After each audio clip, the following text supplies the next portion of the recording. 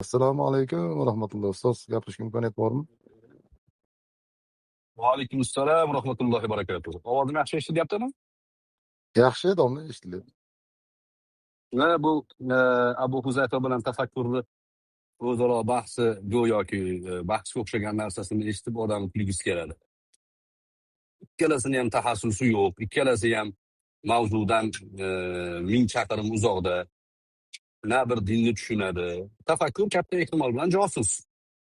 Musulmon bo'lmasligi ham ehtimoli bor. Faqat gapni aylantirib, so'z o'yini qilib, anaqa qilyapti. Ya'ni 3-4 kalimani yodlab olgan, o'sha bilan aylantirib o'tiribdi. Endi Abu Huzayfani ahvoli bo'lsa, Abu Huzayfa ham o'ziga yoqqan narsani din, Alloh shunaqa degan xulosaga borib olyapti-da. Yo, bu yerda ikkalasini bir bilan gaplashtirib, qara, seni gapingni aynan sen o'qigan oyatlar bilan kufr deyapti. Sen palonchini aynan sen o'qigan oyatlar bilan chiqargan hukmini kufr deyapsan. Demak, bu yerda mezon kerakmi desa, Abbos shunaqa desa, to'g'ri narsani ustiga bosyapti-da.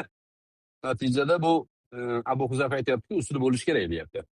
Ana shu usulga ahli sunna va jamoat deyiladi. Tarixda hamma muammoni yechimini ahli sunna bergan. Boshqa problemalarni hammasi ahli sunnadan chiqish bilan boshlangan. O'sha bular keltirayotgan oyatlar, hukm masalasi, kufr masalasi, hammasi ahli sunnaga muxolif tarafdan ko'tarilgan. Va bugunga qadar, hozirga qadar shu ko'tarilgan mavzuni kim ko'tarsa biz bu o'shandan ekan. Hazrat Alini qatl qilgan jamoadan ekan bu. Bu Mu'tazila ekan, bu Jahmiy ekan deb ya'ni baho qo'ya olamiz. Nimaga? Qo'limizdagi mezon usuliga ko'ra bular o'sha tanlagan bid'at fikrlarini Qur'on va sunnatdan chiqarayotganligiga dalil sifatida ko'rsatamiz. Abu Huzayfani bitta gapi to'g'ri. Masalan, pasport olish kufr emas. Va bu gapni oxirigacha himoya qila olmayapti. Oxiri borib turib, ana tafakkur bir kishi hukm chiqarsa, u diniymi, diniy emasmi deyapti. Gap aylantirish qarang. Agar pasport olish haqida hukm chiqarsa, diniy bo'lmaydi. Masalan, yo'l harakati qoidalariga amal qilayotdingiz, siz qizilda o'tib ketdingiz. Urib oldingiz bir kishini yoki bitta mashinasini urib oldingiz. Mahkama bo'ladi, sud bo'ladi. Mana shu sudda hukm chiqarsa, diniy hukm bo'lmaydi bu. Bu o'sha dunyoviy masalani ustidagi dunyoviy hukm bo'ladi. Hukmlarni tasnifini ham bular ajrata olmaydi. Bular o'sha madrasa ko'rmaganligi, o'zi eshitib o'ziga yoqqan narsani din deb olganligini eng katta musibati shunda. Qur'ondan oyat keltirib, Alloh shunaqa degan. Payg'ambar alayhissalomdan hadis keltirib, Rasululloh shunaqa degan deb o'zi beshchasiga o'zi xohlagan narsa gapirsa, din bo'lib qolmaydi. Chunki islom tarixida adashgan toifalarning hammasi shu ishni qilgan. Hammasida o'sha Qur'on oyatlarini o'qib, o'zi xohlagan narsani aytib, Alini kofir degan ham, Qur'on oyatlarini o'qib, Allohni isbot qilgan sifatlarini inkor qilgan ham o'sha Mu'tazilalar. Qadar masalasida ham oyatni keltirgan, jabariy masalada ham oyatni keltirib, o'zi tushungan tushuncha bilan partiyasini tuzgan. O'zining jamoasini tashkil qilgan. Bular o'sha jamoalardan qolgan qoldiqlar. Nimaga musibat bularda? Ahli sunnani istosiga bog'lanmagan. Ya'ni ahli sunna matnlarini yodlab olish kerak. Boshida masalan aqida matnlari. Tahoviyni yodlagan bo'lish kerak, misol uchun, sharhini o'qib chiqish kerak. Fiqhul akbarni yodlab sharhini o'qib chiqish kerak. Ana undan keyin bu matnlar kishini ahli sunnani yo'lida mahkam ushlab turadi. Yo'l qo'ymaydi, chunki matn bor. Falon matn bor. Endi bu matn Qur'on emas-ku, oyat emas-ku deb bahona qilsa, musulmonlar aytadiki, yo'q, mana shu matnlar oyatlarning umumiy ma'nosidan chiqqan. Umumiy ma'nosidan chiqqan. Bir toifa oyatni o'qib, musulmonni kofir degan, ikkinchi toifa oyatni o'qib, musulmonni kofir emas degan. Nima qilamiz desa, mana bu matn bizni fikrimiz. Biz musulmonni kofir demaymiz. Qalbini yorib kirishga harakat qilmaymiz. Qilgan amali uni kufrga tushiradi demaymiz. Kufrni sharti e'tiqod bilan bo'lishligini aytamiz. Gunohi kabira qilsa, gunohi kabira bilan inson kufrga tushmaydi deymiz. ana shunga o'xshagan qoidalar matn Qur'on va sunnatni umumiy xulosasidagi mag'iz hisoblanadi. Tushunarlimi? Domla tushunarli bo'ldi. Bularni ko'tarib kelgan narsasidan bitta siyratdan narsa eshitgandimda, shunda xalifalik farz degan odamlarga Muaviya radhiyallohu anhu bilan Ali radhiyallohu anhuning o'rtasidagi kelishmovchilik deydimi yo nima desa ham, shunda 2 oylik ikkovi tomonda ham xalifaligi pauza qilinadi-ku, to'g'rimi? Shunda boyagi farz tark qilib turilgan bo'ladimi deb tushunib qoldim men. Shunga o'sha vaziyatlardan kelib chiqib Tushundim. Bu hizbiylar xilofat o'rnatish farz degan gapni o'zlariga matn qilib olgandan keyin endi yo Muaviya radhiyallohu anhuni adashganlikda ayblash kerak yoki Hasan radhiyallohu anhuni adashganlikda ayblash kerak. Bundan boshqa joyga tusha olmay qoladi. Endi Muaviya radhiyallohu anhu bilan Hazrat Umar Ali radhiyallohu anhu o'rtalaridagi masala ijtihodiy ixtilof u. To'g'ri manhajdagi, to'g'ri yo'ldagi ixtilof u. Muaviya radhiyallohu anhudan sahih sanad bilan rivoyat kelgan. Men xalifalikni xohlamayapman degan. Men xalifalikni xohlab Aliga qarshi chiqmayapman. Xalifalikka haqli Ali degan. Hozir yer yuzida Alidan boshqa odam yo'q xalifalikka haqli. Nimaga qarshi chiqyapsan deyishganda, men amakimning o'g'lini qonuni xunini so'rayapman degan. Chunki Umaviylarni yagona merosxo'ri men qoldim degan. Usmon meni avmimdan degan buni o'ldirganni xunini men talab qilaman degan. Ali xalifami degan? Ha, xalifa. Davay xunni to'lasin degan. Ya'ni to'lattirsin anu qotillardan degan. Ixtilof mashatta bo'lgan.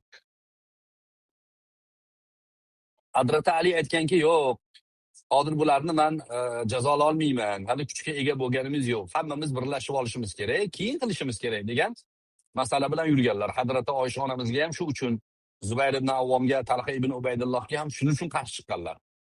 Lekin maqsad xalqni qirish bo'lmagan. Hatto Muaviya radhiyallohu anhu bilan bo'lgan jangdan keyin o'sha tahkim hodisasida kelishuvlardan bittasi o'lganlardan kun olinmaydi degan. Chunki ular ham musulmon, bu yerda ijtihod bilan ketdi bularda. Nasib bo'lsa inshaalloh ikkala tomon ham jannatda degan. Yaxshi niyat bilan jang qildi degan. Men bilan Muaviya qiyomatda o'zimiz kelishib olamiz degan. Demak, bu hizbiy jamoalari o'zlari ahli sunna va jamoaning matnidan boshqa alohida matn tuzib olishgan. O'sha matndan chiqmaslik uchun ahli sunnaga qarshi chiqishga majbur. Xoh o'rgiltirsin, xoh aylantirsin, ana shu botqoqqa tushib qolaveradi. Tushunarlimi? Ana o'zi Abu Huzayfa ketib qoldimi? rahmat tushunadi bu. Abu Huzayfa shu yerda edi. Abu Huzayfa bilan gaplashsa bo'ladi, chunki usulni tan olyapti-da. Ochib yuboringlar, kim ko'rayotgan bo'lsa men bildaman.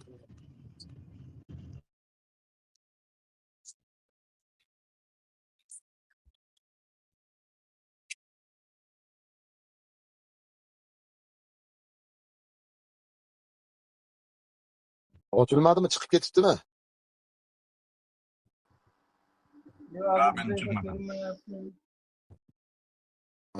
Chiqib ketib qolibdi-da.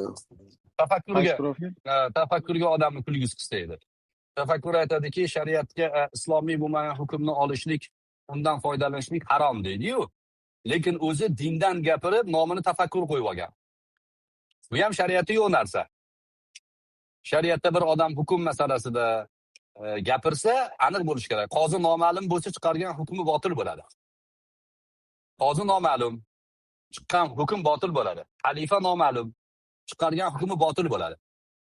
Bu tafakkur deb nomini qo'yib olgan, kimligin ma'lum emas, nasabi, hasabi kimligi ma'lum emas. Lekin shariat bo'yicha gapirib nima deydi? Kim shariatdan tashqari hukmlardan foydalansa kofir bo'ladi deb qo'yadi. Birinchi o'rinda o'zi kofir demak. Mana shu usuliga ko'ra. Qozini anaqasini olmayman dedi. Men shariat bo'lsa, musulmon bo'lsa qozi shunaqa desa men olmayman dedi. Qoziga bo'ysunmayman dedi. Bu shariatda ularda anaqasida qozi yo'q ekan. Payg'ambar alayhissalomga bo'ysunmayman degani bu. Chunki payg'ambar alayhissalom tirikliklarida u kishi qozi edilar. Alloh taolo fala va robbika la yu'minuna hatta yuhakkimuka fima shajara baynahum degan. hargiz qasamki Robbingizga bular iymon keltirgan bo'lisha olmaydi. O'zlarida siz o'zlari orasidagi o'sib chiqqan masalaga sizni qozi qilmagunlaricha, hakam qilmagunlaricha. Payg'ambar alayhissalom qozi edilar. Qozini gapini olmayman deyish, u payg'ambar alayhissalom gapini olmayman deyish o'zi. Ulamolarga ergashmayman deyish, payg'ambar alayhissalomning merosini tan olmayman deyish degandek gap bu. Eng sodda ko'rinishda, eng to'g'ri variantda ahli sunna va jamoa o'tiribdi. O'shaning uchun 1400 yil vaqt o'tsa ham ahli sunna hali ham oyoqda. Hali ham fikr maydonida g'olib bo'lib turaveradi. Havorishlar bir chiqadi, yo'q bo'ladi. Mu'tazila bir chiqadi, yo'q bo'ladi. Jamiyatda ularning o'rni bo'lmaydi. Tushunarlimi?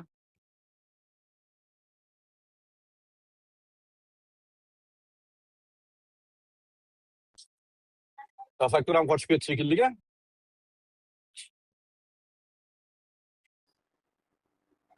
Tafakkurimiz ketdi, ustoz. Mavzuga aloqador kimda savol bor?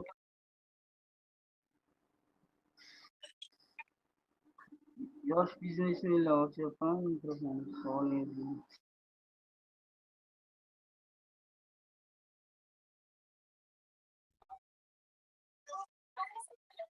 Ya Tayyip. واحد مية يا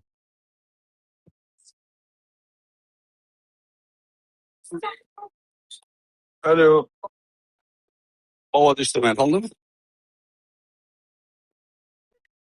Kelyapti.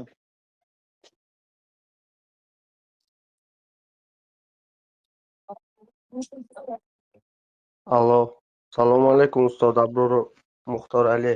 Assalomu Va alaykum alaykum assalom va rahmatulloh. barakatuh. Va alaykum Ustoz, assalom rahmatullohi mazkur barakatuh. mavzuga aloqador savolim bor edi. Ogohlantirib qo'yaman. Alhamdulillah shia emasman, shialar tarafida ham emasman. Prosta meni qiziqtirgan savolki, rahmatli Fozil Qori qilgan ma'ruzalari bilan sizni ma'ruzangizda farq bo'lyapti-da. Karbubalo mavzusidagi siyrat darsingizda va Fozil Qorining Hasan va Husayn raziyallohu anhumolarning hayotlari haqidagi darsliklarida aytilganki, Muaviya ibn Abu Sufyon raziyallohu anhumo Hasan raziyallohu anhuning ayollarini o'z tomoniga og'dirib, u kishiga zahar berdi deganlar, rahmatli Fozil Qori domlamiz. Ana shu mavzuda neki sizniki ochiq yoritilmagan, siz qisqa va lo'nda gapirgansiz Karbubalo voqeasi haqida. Keyin ikkinchi savolim shuki, Muaviya ibn Abu Sufyon raziyallohu anhumo vafot etishlaridan oldin o'g'illariga vasiyat qilganmi? Akasi ketdi, ukasini yo o'zing tarafga og'dirib ol, yo uni ham yo'lingdan yo'q qildi. Mana shu savollarim bor edi ustoz, agar javob berish imkoni bo'lsa. Xo'p, Muaviya radhiyallohu anhu haqlarida ahli sunna va jamoani matnini aytib qo'yay. Ana shu matnga amal qilish kerak. Ahli sunnadan chalg'imayman, oyog'im toyib ketmasin desangiz, keyin xulosa oyat, hadislar, hukmlarni chiqarganingizda mana shu gap ahli sunnaning gapi to'g'ri bo'lib chiqadi. Muaviya radhiyallohu anhu sahoba bo'lgan. U kishiga nisbatan jim turasizmi yo'qmi? Xo'p. Bering. Muaviya radhiyallohu anhu sahoba bo'lgan. Sahoba bo'lgan va payg'ambar alayhissalotu vassalom jannat bashoratini bergan 10 ta jannatiydan boshqa jannatiylar bashoratiga dohil odam. Payg'ambar alayhissalom Ummu Sulaym radhiyallohu anhoning uylarida yotganlarida tush ko'radilar. Turib kuladilar. Ummu Sulaym, "Ya Rasululloh, nima kulyapsiz?" deydi. Deganda meni ummatimdan dengizlarda jihad qiladigan ummatimni ko'rsatdi Alloh taolo. O'shalar jannatda dedilar. Deganlarda Ummu Sulaym, "Ya Rasululloh, duo qiling o'shalardan bo'lay" dedi. Deganda sen o'shalardansan dedilar. Ya Sulaymni singlisi ekan. Xullas, sahobiy ayol. Payg'ambar alayhissalomning emikdor singillari bo'ladi. O'sha dengizlarga chiqib jihad qilgan birinchi islom ummatini qo'mondonlari Muaviya radhiyallohu anhu bo'ladi. O'sha sahobiy ayol payg'ambar alayhissalomning emikdor singillari o'sha dengizdagi jihodda shahid bo'lganlar. Shahida bo'lganlar. Demak shu xulosa. Muaviya radhiyallohu anhu haqida o'ylab gapirishimiz kerak. Endi Fozil qora aka da'vatchi bo'lganlar, umrlari bir barakotli o'tgan inson bo'lganlar va o'zlari tan olib aytadilarki, SSR tuzumida dinni o'rgandik. Fiqhiy masalalarda, aqida masalalarida, nozik masalalarda ahli ilmlardan so'raylar. O'zi vazifamiz da'vatchilik derdilar. Hurmatlari boshimiz ustiga, lekin agar siyrat haqida, aqida haqida, shunga o'xshagan mavzularda dalilga suyanilmagan gap gapirgan bo'lsalar, bu gaplarini olinmaydi. Imom Hasan radhiyallohu anhu agar Muaviya radhiyallohu anhuni to'g'ri bilmaganlari deydi, xilofat topshirmasdilar.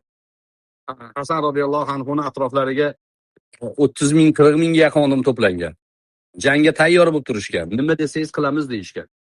Shunda kelib Muaviya radhiyallohu anhuga men topshiraman sizga deganlar va topshirganlar. Bu payg'ambar alayhissalomning o Madinada aynan mana shu Sulaym bilan bo'lgan hodisada aytgan gaplari bor. Yelkalariga qo'llarini urib, bu meni rayhonim, bu sayyidlardan, bu kelajakda ikkita ummatni birlashtirishga xizmat qiladi deganlar. Ana shu bashorat yuzaga chiqqan, ular ham ummat ekanligini, payg'ambar alayhissalom ikkita ummatning o'rtasida ixtilof bo'lishi mumkinligini, shunaqa paytda qon to'kilmasligi uchun o'zini haqqidan voz kechgan Imom Hasanni bashoratini berganlar. Muaviya radhiyallohu anhu siyosiy jabhada ijtihod ulamolari, siyosiy ma'nodagi ijtihod ulamolari Muaviya radhiyallohu anhuni siyosiy harakatlari ummat uchun juda katta foydali bo'lgan deydi. Fazilatda Hazrati Aliga yetolmaydi Muaviya radhiyallohu anhu.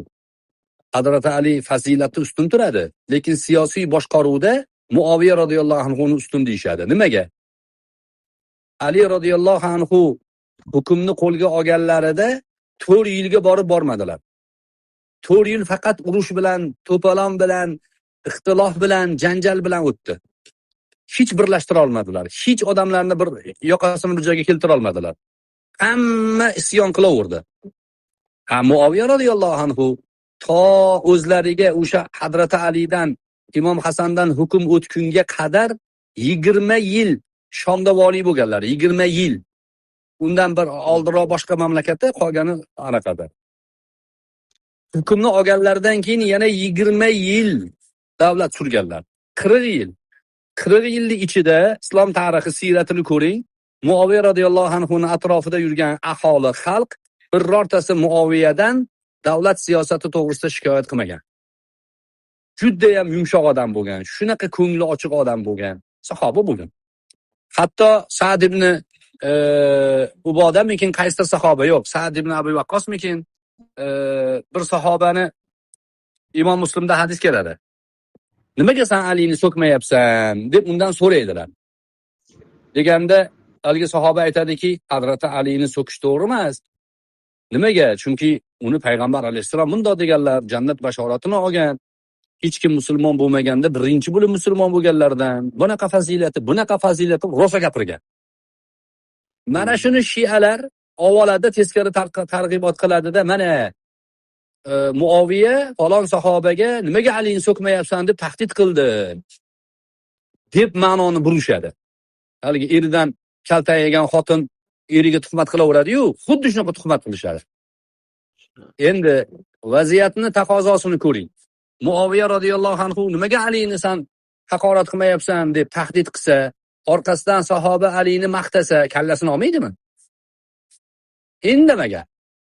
Maqsad nima bo'lgan? Hazrati Muaviya radhiyallohu anhuning ko'ngli bo'shlikligi atrofidagi boshqa odamlarni ham e'tiborga olib, o'sha sahobani, fazilatli sahobani Ali to'g'rilaridagi fazilatli gapni eshittirishni xohlagan. Nimaga so'kmayapsan? Sen sahobasan-ku deb atrofdagi odamlarga ko'rdilaringmi? Bu sahoba Alini so'kmasligi kerak degan narsani ishoratan da'vat qilgan. Tag'ofilan deydi buni.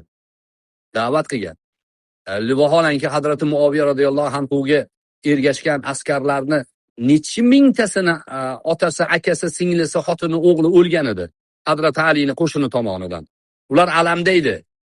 O'shalarga qarshi Hazrati Alini tutumini tutsa, Muaviya radhiyallohu anhu 20 yil xalifalik yoki podshohlikni eplolmas edi. O'zlaridan keyin Yazidni tayinlashliklari bu boshqa odamlarni tayinlasalar ummat birlasha olmay qoladi, o'rtada katta qon to'kiladi. Shuni oldini olish uchun Yazidni tirikligida tayinlashim kerak degan ma'noda vasiyat qilganlar. Bu ham ijtihod bo'lgan. To'g'rimi, noto'g'rimi, uni Allohning huzurida hisobi bo'ladi. Lekin biz uni tahkim qila olmaymiz. Biz aytamizki, shu ish bo'lgan. Agar Abdullah ibn Zubayrga topshirilsa, Mus'ab ibn Zubayrga topshirilsa yoki boshqa sahobalarga topshirilsa, ish parokanda bo'lib ketish xavfi bo'lgan. O'sha davlatni musulmon birligini e'tiborga olib, mana shu ish to'g'ri deb bilgan, siyosiy qarashi, siyosiy nuqtai nazari shuni taqobil qilgan va buni amalga oshirgan. Yazid keyin to'g'ri ish qilmagan. Yazid fosiqlik qilgan, alkash bo'lgan, ichib maishat qilib yurgan odam bo'lgan va u keyin hukmda juda ko'p masalalarga xilof ishlarni qilgan. Harra degan hodisa bor Madinada. Bir sahoba kelib Yazidga uni maqtaydi. Maqtaganda Yazid unga juda katta miqdorda pul beradi. U pulni olib Madinaga keladi-da, Abdullah ibn Maslama adashmasam. Yo'q, Abdullah ibn Maslama emas. Abdullah ibn Hanzala menimcha. Keladi-da, Hanzalaning o'g'li, sahoba emas bu. Kelib Madinaga aytadiki, Yazid deydi, Yazid. Yo'ldan toyibdi. Unga nisbatan bay'atni men yechdim. Mana shu oyog'imdagi kavushimni yechganni singari yechdim deb oyoqdagi kavushini yechib yuboradi. Masjidda turib odamlar men bo'ynimdagi bay'atni yechdim, xuddi sallamni yechgan singari sallasini otadi. Kimnidir uzugini otadi. Masjid to'lib ketadi poyabzal bilan sallaga. Ana undan keyin bu hodisaga boshqa sahobalar ba'zilari yechmaymiz deyishgan. To'g'ri emas, qilayotgan ishlar noto'g'ri. Masalan, Abdullah ibn Abbos yechmaymiz deganlar. Yazid kim bo'lishdan qat'iy nazar, ahli sunnani e'tiqodi shudir. Yazid fosiq, alkash bo'lsa ham, lekin davlat turganligi uchun unga qarshi xuruj qilinmaydi degan. Yo, biz ko'rdik uni, yo'ldan ozibdi deb Abdullah ibn Hanzala, adashmasam shu Hanzalaning o'g'li. Ismlarda adashgan bo'lsam, uni to'g'rilab olasizlar. Balki men o'zim aytib qo'yarman. Keyin Abdullah ibn Hanzalaga aytishadiki, "Sen hozir nima ish qilyapsan? Yazid oldiga borganingda uni maqtading, ancha pulni olding undan.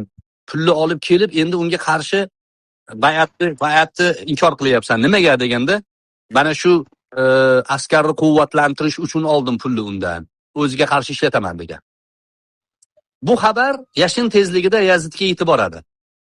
Yazidga yetib borgandan keyin Yazid ichlaridan Nu'man ibn Bashir radhiyallohu anhu adashmasam shuni yo'naltiradi yoki qaysi sahobani yo'naltiradi. Siz borib buni hal qiling deydi. Deganda, "Yo'q, men urush bo'lishini xohlamayman. Diplomatik yo'l tutaylik" deganda, u kishini chekaroqqa so'radida boshqa bittasini jo'natadi. Hozir nomlar chalkashib qoldim, ko'chadaman, shovqindaman. To'satdan savol bo'lganiga aytayapman hodisani. O'sha odam nima deyishgan uni? Kasir, nima kasirda? Xullas, katta askar bilan Madinaga kelib, Madinani qamal qiladi. Madinani qamal qilib, ularga tavba qilishlikni, bay'atni qaytarib bo'yniga olishlikni talab qiladi. Ular bay'atni qabul qilishmaganlaridan keyin qirg'in qiladi. O'sha Abdulloh ibn Hanzalani o'zini, nechta o'g'li bo'lsa hammasini o'ldiradi. Bir qancha sahobalarni o'ldiradi va hatto 3 kun Madinada hamma narsa muboh deb e'lon qiladi. O'sha muboh deb e'lon qilganda Madinani qirishadi, qon to'kishadi. Ahli sunna val jamoaning tanlagan yo'li mana shunga o'xshagan. Fosiq, zolim odamlarga qurolli qarshi chiqib, ummatni boshiga balo yog'dirish yaxshi natijalarga olib kelmasligini ko'rsatishgan. Biz Yazidni maqtamaymiz, lekin la'natlamaymiz. Nimaga desa, fosiq bo'lgandir, lekin kofir bo'lmagan u. Va undan keyingi jarayonlarda Yazidni pushaymon qilganligi to'g'risida ham ko'p gaplar bor. Ko'p masalalardan pushaymon qilgan Yazid. Tavba qilgan bo'lsa, biz u bilan Allohning o'rtasiga tusholmaymiz. Qisqaroq shu, endi men shunda qolib ketdi. Mavzudan sal tashqariroq savolim bor edi, uzr gapingizni bo'ldim. Yusuf surasi nozil bo'lishidan oldin payg'ambarimiz Muhammad sallallohu alayhi vasallam ikki nabiralarini olib o'tirganlarida Jabroil alayhissalom kelib, siz nevaralaringizni juda ham yaxshi ko'rasiz deb ularning vafot etish bo'yicha nimasini bashoratini berganmilar yo bu ham sahih hadis emasmi? Ummu Sulaym radhiyallohu anha bir kuni Imom Husayn radhiyallohu anhuni o'sha peshov qilib qo'ygan ekanlar. Unda orqalariga urib qo'ydi. Urganda payg'ambar alayhissalom ko'zlariga yosh olganlar. Ummu Sulaym, urma buni. Bu sayyid bu. Uni kelajakda o'ldirishadi deganlar. Ularni o'ldirilishligi payg'ambar alayhissalomga bildirilgan. O'shaning uchun taraktu fikum amroin hadisida sizlarga ikkita ishni qoldiryapman deganlarida birinchisi kitobulloh deganlar. U hidoyat mayog'i, Allohning kitobini qoldiryapman sizlarga. U hidoyat mayog'i, unga ergashinglar, najot topasizlar deb ta'rif sifatlarni aytgandan keyin va ahli bayti deganlar. Va uzakkirukumulloh fi ahli bayti, uzakkirukumulloh fi ahli bayti, uzakkirukumulloh fi ahli bayti deganlar. Yoki itirati deganlar. Ikki xil rivoyati bor. Ya'ni ahli baytim to'g'risida sizlarni Allohga eslataman. Allohdan qo'rqishga chaqiraman. Sizlarga Allohni eslataman deb ya'ni ahli baytga qilinadigan zulmga ishora qilganlar. Kelajakda ahli baytga zulm bo'ladi, unga qarshi shunaqa ishlar qilinadi. Ana o'shanda Allohdan qo'rqlaring deganlar. Bu xabarlar kelgan. Abu Hurayra radhiyallohu anhu aytadilarki, men payg'ambar alayhissalomdan 2 qop hadis o'rgandim. Bir qopini sizlarga ochdim, bir qopini ochmadim. Agar ochsam, bo'ynimni kesasizlar deb qo'llari bilan ishora qilganlar bo'yinlariga. Va aytganlarki, Allohim, Abu Hurayraning eng mashhur duosi. Allohim, meni 60-yillarni ko'rsatma menga. 60-yillarda o'sha yosh bola hokim bo'lish yillarini ko'rsatma menga deb duo qilganlar. Duolari ijobat bo'lgan. Abu Hurayra radhiyallohu anhu 59 yoshlarda vafot etganlar. 60-hijriy sanada Yazid vali bo'lgan. Payg'ambar alayhissalom Yazid hodisalarini, Hasan, Husayn radhiyallohu anhumolarning hodisalarini, ahli baytlarining hodisalari to'g'risidagi bashoratlarni Abu Hurayraga aytgandilar. Bu hadislar keyinchalik bo'lgan, aytilgan. O'sha bu sayyid bu o'ldiriladi bu degan ma'noda, kim bularga zulm qilsa, men ular bilan hali hujjatlashaman degan ma'noda hadislarini Abu Hurayra radhiyallohu anhu boshqa taraflar aytgan. Lekin Yazidni zulmini ko'rmaslik uchun duo qilib o'tganlar. Salomat bo'linglar, gaplashib turinglar. Men bemalol bo'lganda yana kiraman inshaalloh. Xabar ustoz.